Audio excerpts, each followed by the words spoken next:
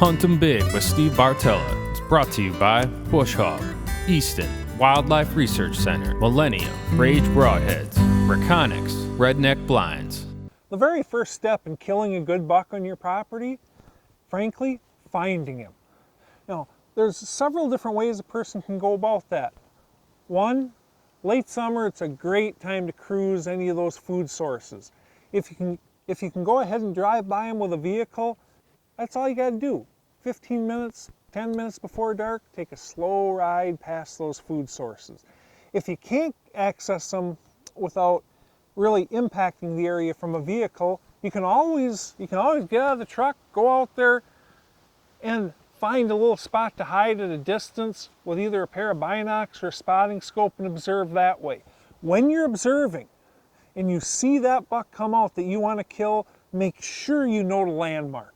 That's one of the biggest things people miss, frankly, in the excitement, is they don't note exactly where that buck came out of the woods from. Because if it is that week before season, now I'm going to come right back, I'm going to go ahead and prep my stand, hang it right there and there on the spot, and I'm going to hope he does the same thing opening morning or opening afternoon of season. But lots of times you get so excited that, oh geez, I saw that great buck back there, but you never really pinpoint what trail he came out of. So now you're back there, there's 4 trails, which one was he on? It's a guesswork. But if you note it right then and there on the spot, no issues. The other way, frankly, scouting cameras. Scouting cameras are so good at giving us intel on what we have for deer in the area. And that's a big one.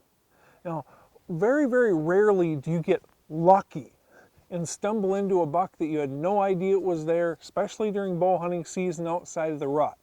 Now, for me anyway, I've got to find that buck first. Scouting cameras are awesome tools for that.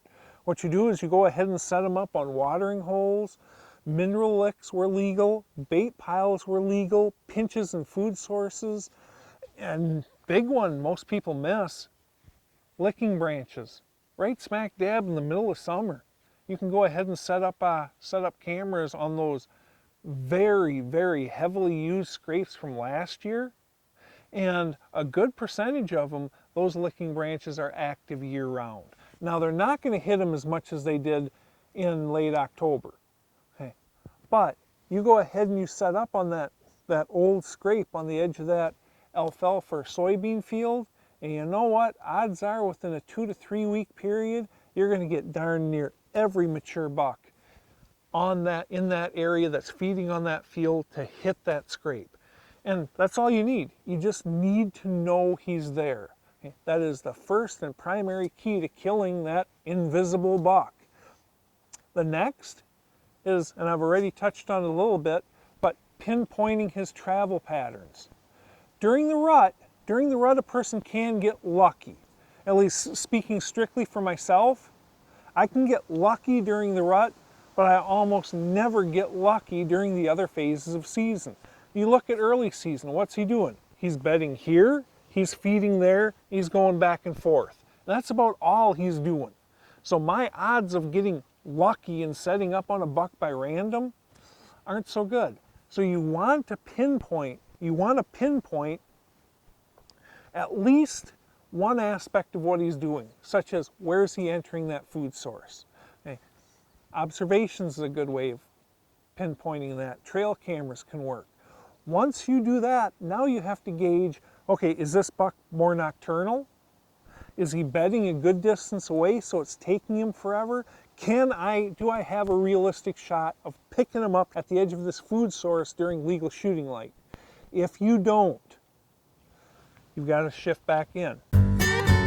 Hunt 'em Big with Steve Bartella. It's brought to you by Bush Hog, Easton, Wildlife Research Center, Millennium, Rage Broadheads, Reconics, Redneck Blinds. Keep those disturbances to a minimum when you're setting this stand. And pruning branches, rather than cutting them with a saw, lower impact. Hopefully I've got those shooting windows in there that I don't even need to do anything.